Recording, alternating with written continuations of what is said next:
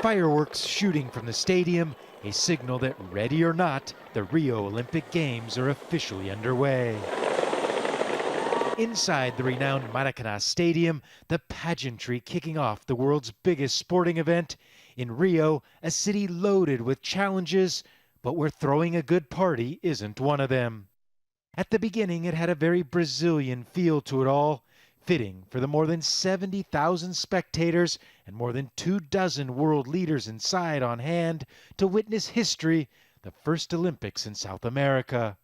And the first Olympic team of refugee athletes who got one of the loudest ovations of the night.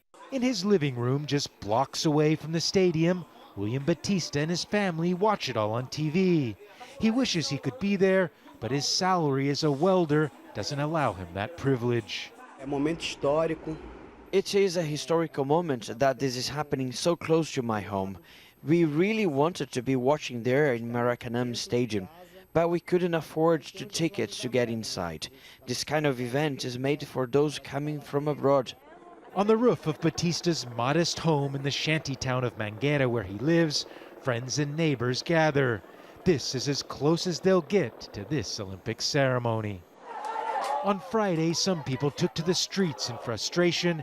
A small but vocal group of protesters upset by the billions spent to host the Games at a time when the country is facing its worst recession in decades, unemployment on the rise, Rio nearly bankrupt. Around 2,000 protesters called attention to the country's profound political crisis.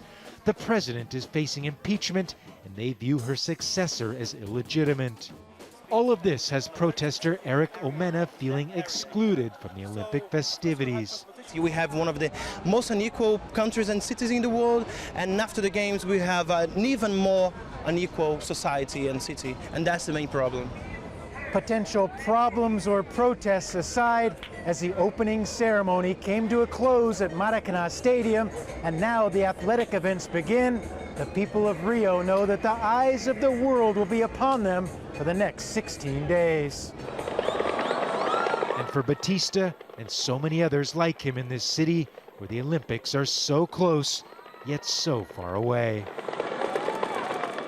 Gabriel Elizondo, Jazeera, Rio de Janeiro.